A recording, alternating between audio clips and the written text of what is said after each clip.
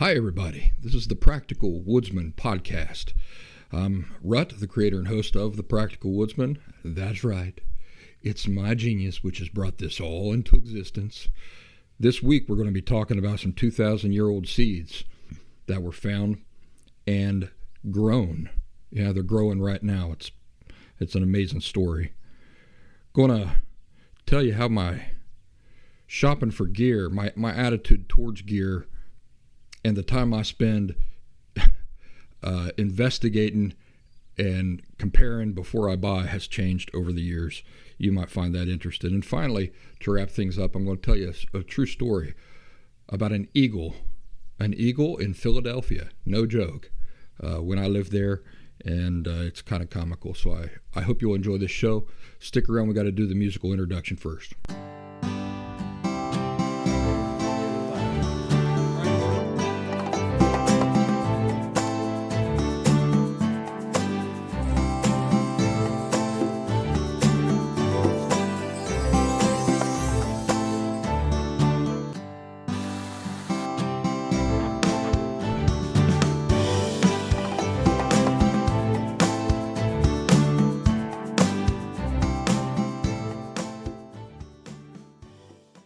2,000-year-old seeds. What would you do if you come across a seed and on the packaging where it said imported from China, it was dated 2,000 years ago? Would you plant it? Sounds like the beginnings of a horror movie, doesn't it? Sort of like Invasion of the Body Snatchers, right? Or Little Shop of Horrors. Well, no, this is a true story. This person, this agricultural expert in Israel, come across the seed of an ancient, extinct tree that was 2,000 years old. This is from Smithsonian Magazine, by the way. It was pulled from the remains of Masada, an ancient fortification perched on a rock plateau in southern Israel. So in 2005, this agricultural expert germinates this seed that he found. And nobody could be sure if the darn thing would even grow at all, if it would live. But not only has it lived, it has grown. And it has thrived. It's thrived so much that, in fact, now it's reproducing. This is a true story. So this is a Judean date palm. And for a while, it was the only representative of its kind. Methuselah palm, I think it's called. And this Methuselah variety of palm was supposedly wiped out right around the year 500 Common Era. At 2,000, that's interesting. That's interesting stuff right there. But even at 2,000 years old, this Methuselah seed isn't the most aged one to be used to grow a plant. Believe it or not even by a long shot. Back in 2012, a team of Russian scientists unearthed a cache of seeds from a prehistoric squirrel burrow that had been covered in ice. And so they did what you and I would probably do. They said, let's see if we can get these suckers to grow. And they did. They eventually succeeded in germinating this 32,000-year-old seed. Isn't that incredible? So you never know. We might end up with a Little Shop of Horrors type of story one of these days, or a Invasion of the Body Snatchers type of thing. Well, I just thought I'd share that story because I love trees. I love the natural world, and it is a shame how man has caused things to unnaturally go extinct. If you think about all the apple varieties, for example, that we have today, they're just the slightest fraction of the actual number of varieties of apples that once existed. And what a shame. Wouldn't you love to go back 200 years and get to try some of those apples? Bananas are another one. Apparently the bananas we buy in stores today are actually at risk of going extinct because there's not enough varieties. Too many varieties have gone extinct. And so now the varieties that we do have, like in our Piggly Wigglies, apparently it's just like, if you're breeding horses or you're breeding dogs or something, if you've got a very small gene pool, that results in problems. If you've got a very large gene pool, then you can keep the species healthy and that sort of thing. You wouldn't want to breed dogs for very long within a family, although I've heard of it happening. But you end up with an inferior thing, right? And I reckon that's what's happened with a lot of our trees, a lot of our plants, a lot of our fruits and vegetables, is that the gene pool, because of man's involvement with things, has been slowly getting smaller and smaller. Well, I'm not here to depress you. I just thought that was an interesting story there about that Methuselah tree. Let's do some announcements. These are some interesting announcements, so don't go away. These are interesting. I know I've been pushing the locals community on you folks quite a bit. Let me do it again this time. I've started doing live streams on Saturdays. So that's something I hope to regularly do moving forward, is to do simple live streams on Saturdays. Let you guys see what I'm up to live. You can communicate with me in the chat and I can interact with you. So if you're not part of the locals group, the way you join is you go to thepracticalwoodsman.locals.com in your browser, or you can also just download the locals.com app and then search for the Practical Woodsman within.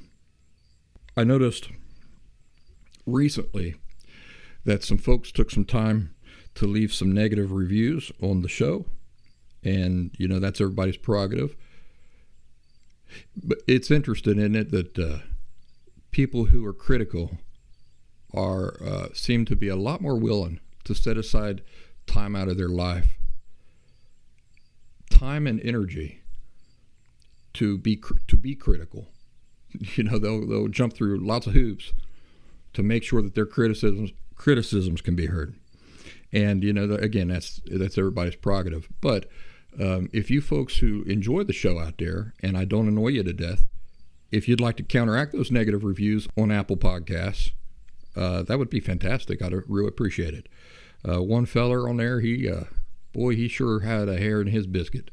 He practically wrote an entire book, an entire friggin' book, just to let everybody know how much he dislikes me and how much he doesn't like the show and everything. And I'm just imagining the time that he set aside that day to just sit down and the thing is, he really did have to set aside time, because he was critiquing very specific things in very specific episodes of the show. So he would listen to an episode, write down all of his criticisms, and then go reference it with another episode of this show and write down all those criticisms. And he included this in this really long, bad review on Apple Podcasts. And as I'm reading this, I'm just thinking like, well, buddy, if you're that bent out of shape, if you got that big of a hair in your biscuit about a free show that I do for free that you get to listen to, or you don't have to listen to it, but it's ruining your life that much that you got to set aside time to write such a nasty review, you just must be an unhappy person, because I would find better things to do with my time, I think. Anyway, so that's the sort of thing I'm talking about. If you guys enjoy the show and you would like to leave a positive review on Apple Podcasts to kind of offset the negative reviews, I would appreciate that. Thank you in advance. Videos.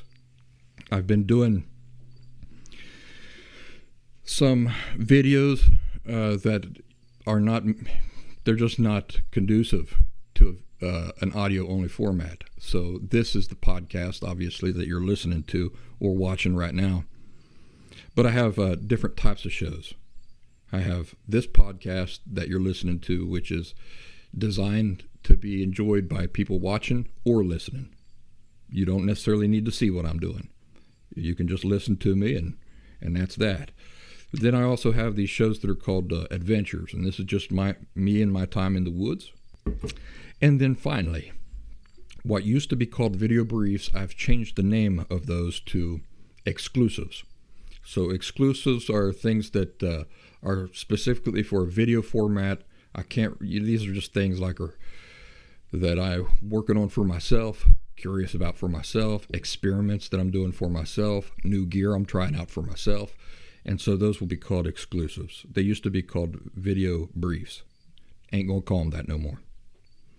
But for those of you who are only subscribed to the audio-only version of this show, this podcast, I did want to tell you, I've been doing some interesting things on in video format. So if you'd like to see these things, you'd have to be subscribed on either YouTube or Rumble to the Practical Woodsman. For example, this week I started a video about how you can save upwards of $850, $900 on a lightweight, super packable, 0 degree down sleeping bag, quote unquote, or quilt. And it's every bit as good. Will keep you every bit as warm and comfortable in the backcountry as many of these highfalutin, very expensive, big name brand sleeping bags.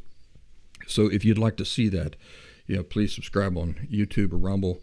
That's the sort of thing that I can't make into one of the podcast episodes, because it's not something that I can just talk about. You need to see it. All right, so that's it for the adventures. Or that's it for the announcements. Let's talk about how my shopping has changed. First of all, I want to tell you what my shopping used to be like. So here's, for those of you who have not heard this story, let me give you a little resumen, a little brief rundown. I grew up in the Appalachian backcountry. In my mid-20s, I moved off from Appalachia and I moved to the big cities. I lived it for a while in Columbus, Ohio. From there, I moved to Philadelphia, Pennsylvania. And from there, I moved to the Boston area for a while. So, go Phillies. Phillies are doing real good. It looks like we might be going to the World Series. So I lived in Philadelphia and Boston there for a while. And I was working in a white-collar profession. To be more specific, I was a linguist.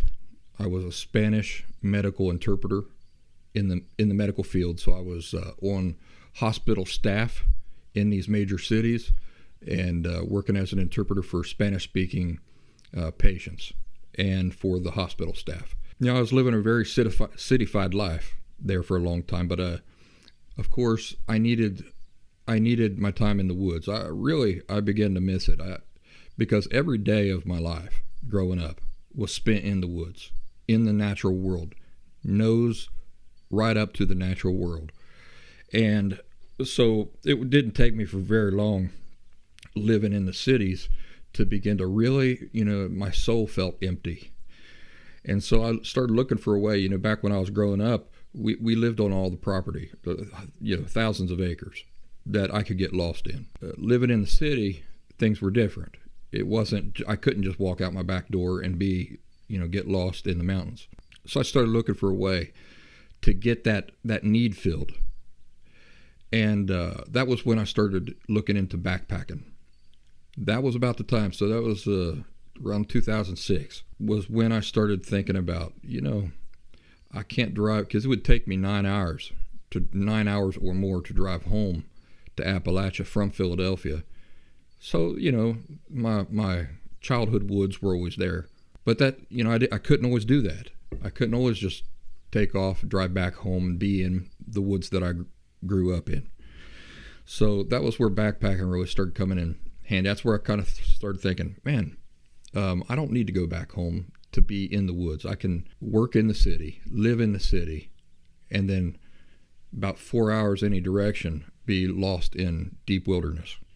And that was how my experiences with backpacking really got started, was trying to fill that need and those sorts of things. Now, back during that time when I first got started, if you'll remember, when I was a kid, we didn't use any specialized gear or anything like that. I think I told you in a couple episodes back, we didn't use ground mats or anything like that, or these accordion style egg crate like sleeping mattresses or anything like that. We didn't have anything specialized like that. We would just find cardboard Like I'd get cardboard out of my dad's work garage. It wasn't really a garage, work building. And rummage through there, find some cardboard, and that's what I would use as my sleeping mat. Things like that. Never had specialized sleeping bags, nothing like that. And we spent time out in the woods year round.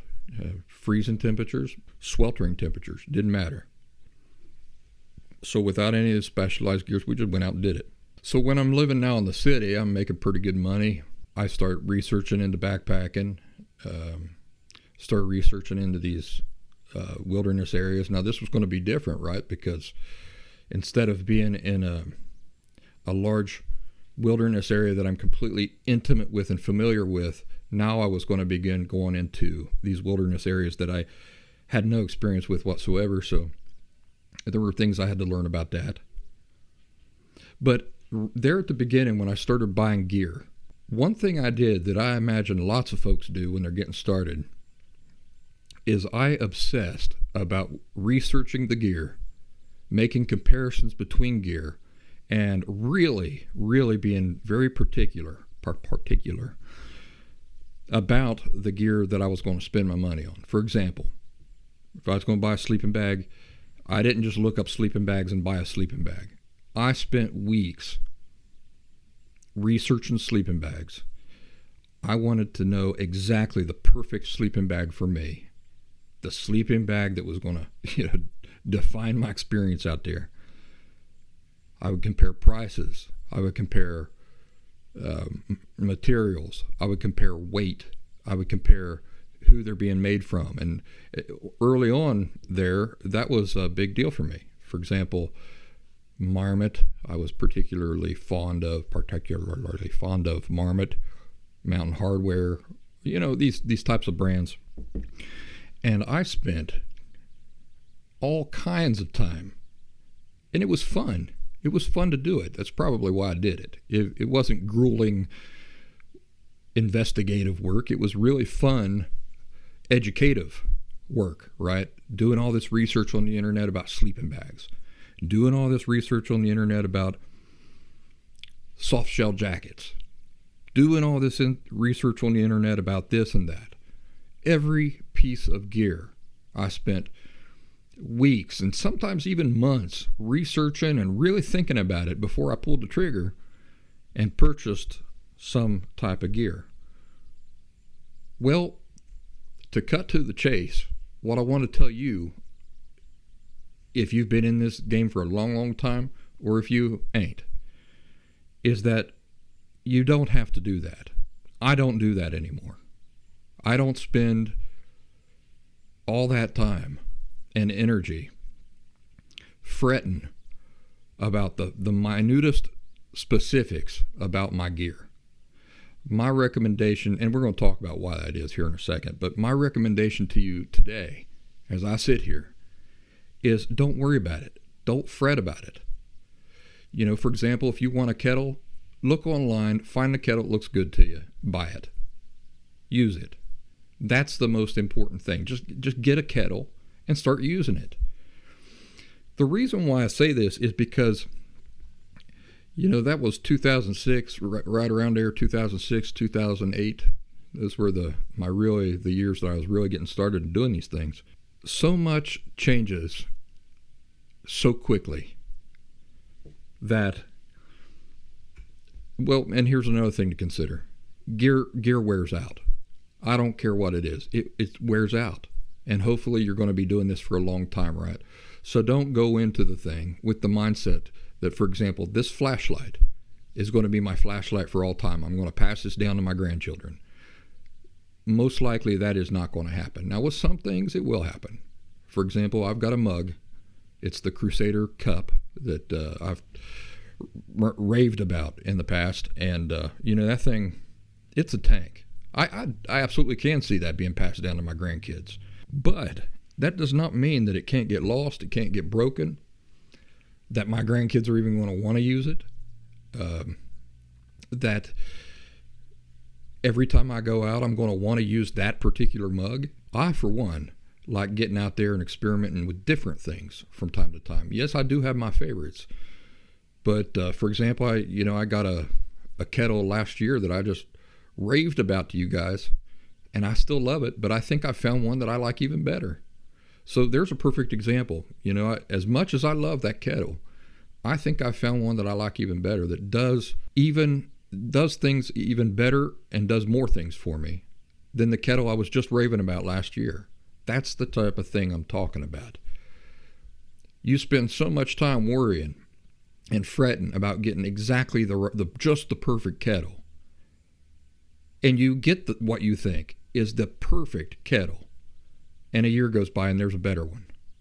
That's the type of thing I'm talking about. So I think about the times in the past where I spent so many hours and days and weeks really spending a lot of time sweating over exactly the type of gear I was going to be carrying out in the woods, exactly the backpack and all these things. And I just think, man, I could have saved a lot of time. Because do you know where all that gear is? I spent thousands of dollars on that gear back then. Do you know where it's at today? Most of it's gone. Almost all of it is gone. I have a sleeping bag from that time. What else do I have from that time? You think about the boots, all the time I spent researching boots. Do you know how many boots I've been through since those original boots? And I spent weeks fretting about getting the perfect pair of boots. Not only have I been through many pairs of boots since then, but even if I wanted those boots, I can't find them because they don't make them. And that's another thing that happens with a lot of gear. I remember a Petzl headlamp that I got. Man, I love that headlamp. But I couldn't find it today. They don't make it today. It doesn't exist. And even if I could track one down, let's say I find one on eBay, I wouldn't want it. You know why? Because the headlamps that they have today are a lot better, last a lot longer, do a lot more, and they're rechargeable, USB-C rechargeable. And while we're talking about USB-C rechargeable, let me mention this, that I have gone to replacing all of my headlamps and almost everything, my flashlights even, with USB-C rechargeable flashlights and headlamps. Now, there would be a temptation there for me to obsess about that, about making sure, for example, that if I'm getting a rechargeable, that it absolutely has to be USB-C. It has to have a USB-C port for charging and those sorts of things, right? That's the modern. You even see on people talking about the other types of connectors, how they're dinosaurs, and those products are all dinosaurs and everything. So a person could be tempted to set out to only and be really insistent. If I'm going to get a flashlight, that flashlight has to have a USB-C connector. Well, what did we just get done talking about? Do you think we're still going to be using USB-C connectors in 5 years, 10 years? I really doubt it. They're going to come up with something better. So you're going to spend all this time and energy researching flashlights, making sure that it has a USB-C connector for recharging. And then it may not even be 5 years. It could be in 2 years where they come out with another port type that's superior to the USB-C, and then all of those flashlights and all those things are going to be outdated. So is there any sense in just obsessing about finding a flashlight that is specifically USB-C? No, not necessarily. It's probably not going to be too hard for you to find those things, but there's no sense in obsessively spending lots of time and energy about those things. And as far as like flashlights go, just get a flashlight. just get it. Go on Amazon. Get yourself a flashlight. It doesn't have to speak to you. It doesn't have to fit some vision in your head about what you're supposed to look like out there or anything like that. Just get a flashlight, get out there in the woods, and start doing. Instead of all this research and obsessing, just get out and do. My original gear setup was an effort to bring into reality my vision for the perfect ensemble of things. All designed exactly right, all complementing each other just exactly right. And I don't have any of that gear anymore. Almost all of my gear has been replaced over the years. And that's, I think, the reality that anybody's going to find themselves in when it comes to this sort of thing, is that gear wears out, better gear comes along, so there's just no sense of losing sleep over it. My backpack, for example, I am very, what's the word I would use? Partial. I'm very partial to 45-liter backpack, and I'll tell you why. I know that if you've got an 80-liter backpack or a 70-liter backpack, that you don't have to use all that space.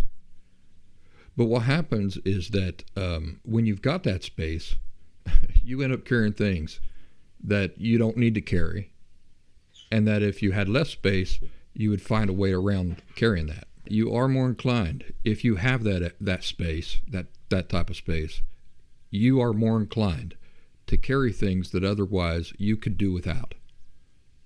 Am I wrong? So I think 45 liters just hits a sweet spot where it forces you to really be picky about the things you take, and then not take too many things that you don't really need to take. It forces you to get creative about how you pack everything that you need into 45 liters without carrying any of the stuff that you really don't need to take. So I think it requires a lot more skill. I think it is reflective of somebody who possesses a lot more skill and insight and knowledge into the woods when they're carrying a 45-liter pack instead of an 80-liter pack. So even though that's something that I live by today, I still am very partial to a 45-liter backpack. I don't obsess over finding a pack that meets some kind of image in my head like I did at the beginning. I remember that very first backpack. Here were my conditions for that backpack. It had to be 45 liter. By the way, I didn't know what 45 liters looked like or what that even meant. And I wasn't too keen on spending, $200 or something like that on something without knowing exactly what type of capacity is that. What does that 45 liters, what does that represent in capacity? I would have liked to have seen, for example, does it hold one pillow? Does it hold two pillows? Does 45 liters hold 10 pillows? Like, relay that information to me in some form that I can understand, that I can grasp that. I think a lot of yous will agree with me. When you're first getting started, 45 liters doesn't mean anything to you. Once I did realize, I got a glimpse of some backpacks and everything, and I started getting an idea of where the sweet spot was, that 45 liter sweet spot. I did have some very particular demands about what backpack I wanted. I wanted it to be a roll top. It's very easy to go and find a backpack that has like the caps on them, the caps that you buckle in. I don't like those. To this day, I don't like those. I wanted a roll top backpack. You'd roll the top and clip at the top. Very hard to find a backpack like that in 45 liter capacity. I obsessed over that. It had to be a backpack just like that, and I looked all over the place for that particular backpack, the one I had in mind. I said, it's got to exist out there. And I didn't want it to be 46 liters. I didn't want it to be 44 liters. I wanted it to be 45 liters on the nose. I spent hours and days and weeks looking for just the right one, the one that would be an extension of me. It would be like the backpack if I were going to design one for myself. It had to be that backpack, the one I saw in my imagination. It was going to look great in pictures, right? And I did find a backpack that met those conditions. Oh, here was another thing. I wanted it to be waterproof. So I was adamant there with my very first, backpack when I really got into this stuff serious. I was adamant it had to be waterproof. I was adamant I was not going to use like a rain cap or like a, what do they call those? Rain, what I'm talking about. They come with a lot of backpacks. A rain cover, they call them. So I was adamant I was not going to use a rain cover. Those things look ridiculous. I'm not going to use it. It's ridiculous that a backpack can't be waterproof on its own. And believe it or not, I found a backpack. Now this backpack was specifically for skiers, and it was 45 liter, roll top, and it was waterproof. It was marketed as waterproof, and no, it wasn't like a rubber material. It wasn't like a dry bag. It was a backpack by Arc'teryx. It cost me a fortune. Do you know that not only do I not have that backpack today, after spending all of that time obsessing over the specifics of how my backpack had to be, not only do I not have that backpack today, I wouldn't want to have that backpack today. That backpack that I thought had to be a certain way, 15 years later, is not even the same type of backpack that I think that I want, or that is right for my needs. So there's another example. Spending so much time obsessing about a thing, and completely needlessly. Now I will say that I learned a lot about backpacks, learned a lot about other types of gear by doing all that research and those hard searches and comparisons and everything. So it wasn't completely worthless. I did learn a lot. But even the backpack like I'm using right now, I'm not so dead set on it that I'm not happy to take another backpack instead when I go out of the woods. Really, it doesn't matter to me, to be perfectly honest with you. I've got several, and I'm not really, what it comes down to is the time of year. One backpack might be better. I might think it's better for a particular time of year than another backpack, but I'm not married to my gear like I used to be. There are a few things. For example, this knife right here, this is a PKS knife. Let me see if I can get that in focus. As a Pathfinder knife. There you go. It's a 5-inch blade, high carbon steel, keep extremely sharp, beautiful handle and all that. I do love the knife, but I just ordered another knife that's half an inch longer, and I think I'm going to like that knife better. So I've been using this knife for years, at least 6 years. 6 years I've been using this knife, and I thought, man, me and this knife are like peanut butter and jelly. We go together so well. Well, I think this new knife I've got coming I'm going to like even better. So just don't fret. Don't fret about it. I've got some other examples. Let's see here. Headlamps. First headlamp that I settled on, it was a Petzl. It had to be a Petzl. I was adamant that it had to be a Petzl. Not only that, but it had to be this particular Petzl that I ended up buying. I don't own that anymore. There's better Petzls. I'm not even insistent about owning a Petzl headlamp anymore. To me, I don't care what brand of headlamp it is, as long as my conditions now are, it's got to be rechargeable, it's got to have a red light, and that's about it. It's got to have different intensity modes, but other than that, give me a $5 headlamp and that's fine for me. Give me a $20 headlamp, that's fine for me. And that's quite a change from my attitudes before. My attitudes before were, it has to be a really nice quality headlamp. I don't want to spend $5 on a headlamp. I want to spend, I want to spend $50 on a headlamp. That way I'm sure to get a really good quality headlamp. Well, you can go on Amazon nowadays and you can buy these rechargeable headlamps for $20 and two for $20. So you can get two for a fraction of the price that I used to pay for a single headlamp.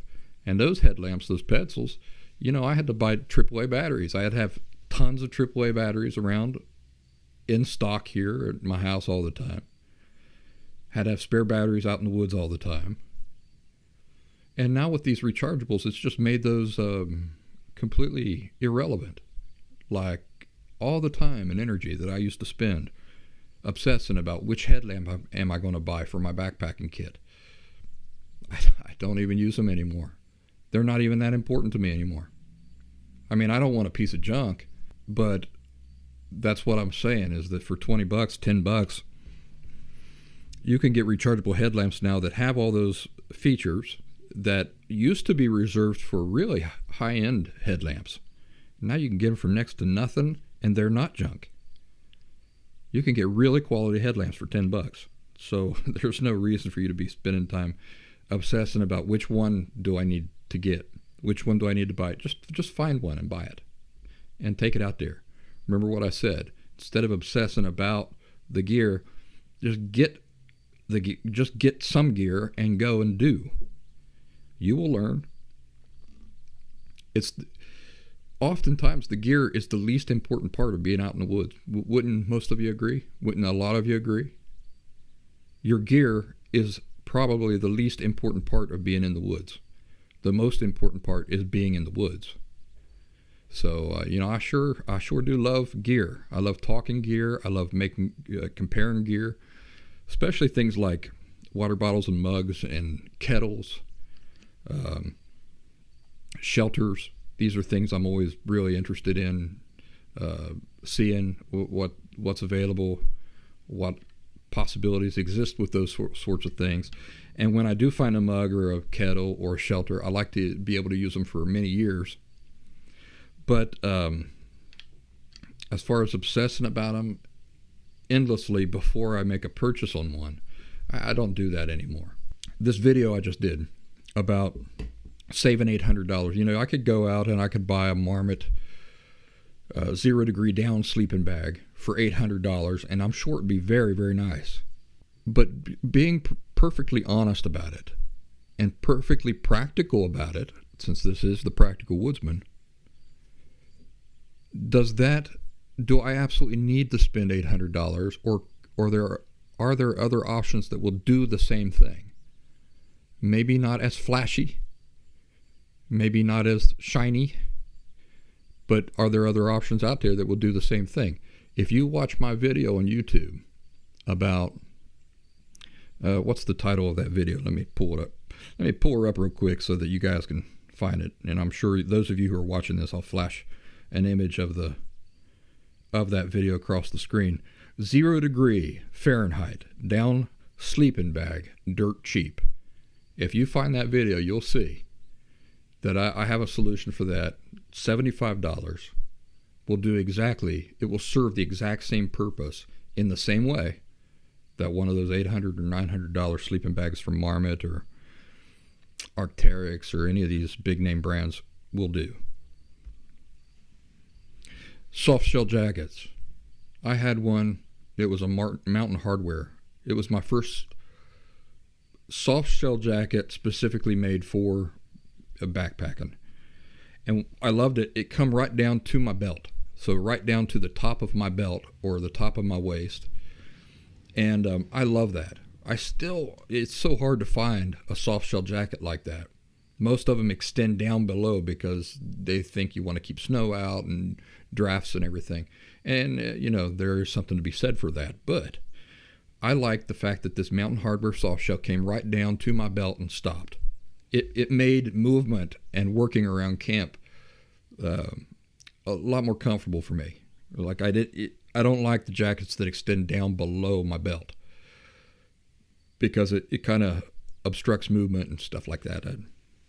Also, when you're layering, I found that design very nice for layering, like my hard shell over top of that and things like that. Well, I obsessed over that jacket. That jacket lasted a long time, but it's gone. It's gone the way of the dodo. And in fact, when did that jacket finally poop out on me? I think it finally pooped out on me right around 2015. So it lasted almost 10 years, but within 10 years when I went to look for a replacement for that soft shell jacket, they don't make that anymore. I can't even find anything that closely resembles that jacket. So there's another example. Things will wear out. It won't exist later on. So you need to get used to just like, being flexible with your gear, not being too attached to one thing or another, not spending too much time obsessing about these things. Boots, same thing. I think I already mentioned them. I obsessed over the first pair of boots. I wanted them to look exactly the right way. I wanted them to be all leather. I wanted them to have a certain type of sole, a certain type of look. Man, I've been through many, many pairs of boots since those original boots, and I think back to all the energy I spent on that and go, boy, that was kind of pointless. What you buy today is either outdated tomorrow or doesn't exist at all. Flashlights, headlamps, batteries. Now dinosaurs. Let me show you these Petzls. So here's a bunch of Petzls for those of you who are watching. These are not only a Petzl, I've got an Energizer headlamp here. And these things are just, I loved them for their time. They're all completely outdated. I can't even give them away. Nobody wants them. You know why? Because everybody's going to rechargeables. Nobody wants to be buying AAA batteries and having AAA batteries on hand for these things when everything's rechargeable nowadays. So as much as I loved them in their time, they're completely dead. They're dinosaurs now. Even when I see them, I go, oh, those are a thing of the past. So these are no good. They've all been replaced with things like this. Now, I was telling you, you could get some really good headlamps on Amazon for $10-20. Here's an example of two that came for, I think it was $20. And they do everything that you would want a headlamp to do, and they're rechargeable. Now, I don't believe these are USB-C rechargeable. I think they're just like they're micro. Yeah. So these have a micro port. They're not even USB-C. But am I going to lose sleep about that, or like throw them away and go looking for one that has USB-C? No, because USB-C is going to be outdated in no time too. So what I've done is I've just gone to carrying various cable types in my gear with that gum. What'd I do here? All right. Yeah, so carrying various different types of cables. That's it. Just carrying various different types of cables. Here's another headlamp type. I think this one costs $10. Weighs a fraction of those Petzls, but does everything the Petzls did and more. And it's rechargeable. This is a USB-C rechargeable. But my point is, I'm not obsessing over if it's USB-C rechargeable. It's nice if they come that way, but if I can get a headlamp for $10 and I'm going to throw that into my bug out bag or something, I'm not worried about it. I just make sure I've got the cables. Yeah, so whatever you buy is going to need replaced before you know it. Gear that costs less often works as good or better than the expensive, so there's no need to be insistent on buying something or on spending more for a thing just because. That's those headlamps are a perfect example of that. It used to be that you would get a little bit better product if you did spend more, like on a headlamp. I don't think that's true anymore. I don't think it's true. And really, the most important thing about being out in the woods is not the type of headlamp you're using. It's simply, does the headlamp work for you? Does it light up? Does it hold a charge for a long time? Does it have different settings and things like that? And all of them do. All of them do. I'll tell you what, I could go to Walmart right now and I could buy a headlamp, no joke, for $1. For $1. And do you know that headlamp would do the same thing for me out in the woods that a $50 headlamp will do? It'd do the same thing. So that's the discussion I had for us all this week. I was thinking about just changes in the way that I look at gear and the way that I shop for gear nowadays. There are some exceptions. I don't want to spend $10 on a knife, on a workhorse knife, like a belt knife. I do want to have a really good quality work knife. So I'm willing to spend a little bit more on things like that. My shelter, I'm willing to spend a little bit more on that. I just don't recommend obsessing about those things. For example, if you like a teepee tent, which I do, I like teepee floorless shelters. That's my favorite type of shelter. So I go online and I just find one. I don't do that anymore where I just spend hours and hours obsessing, days obsessing about finding exactly the right one. No, if I just find a teepee floorless shelter. There's a lot of them out there, and most of them will do the same thing.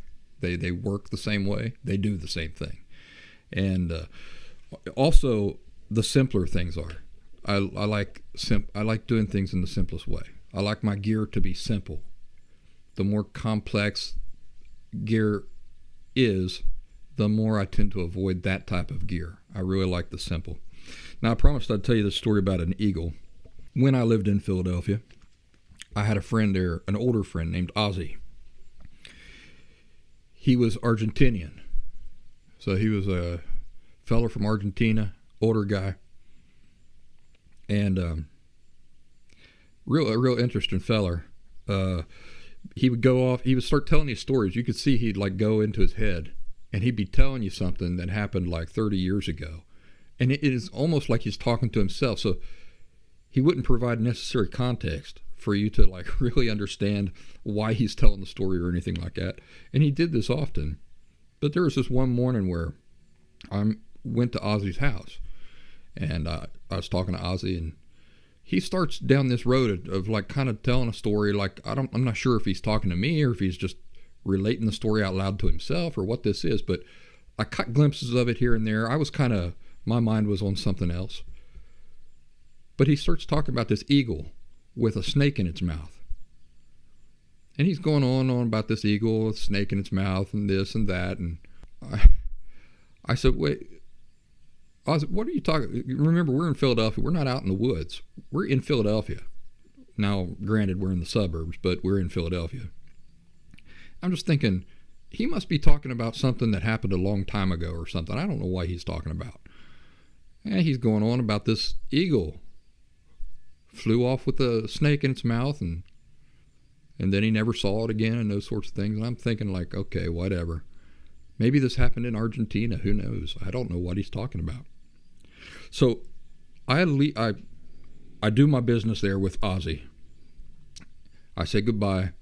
I drive from there an hour away to where I lived, which is a substantial distance away from where Ozzie lives. And I'm driving through this neighborhood like an hour away, and I look over, and would you believe, in the front yard of these apartment complexes is an eagle in the front yard with a snake, eating a snake.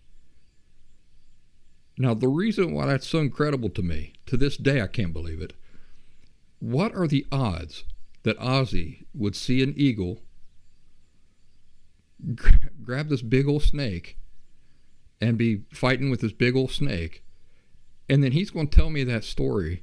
That eagle flies off, flies like an hour away, and I think Ozzie's out of his mind telling me the story.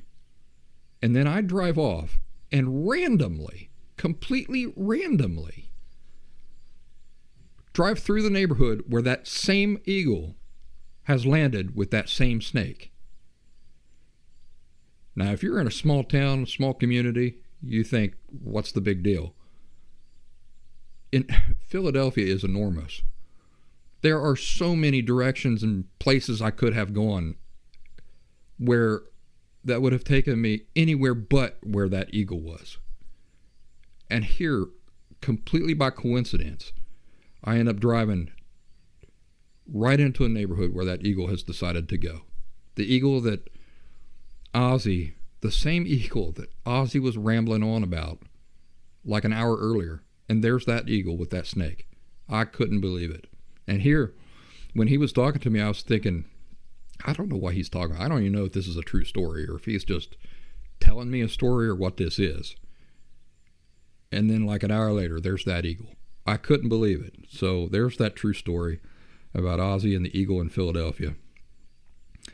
And that's all for our show, folks.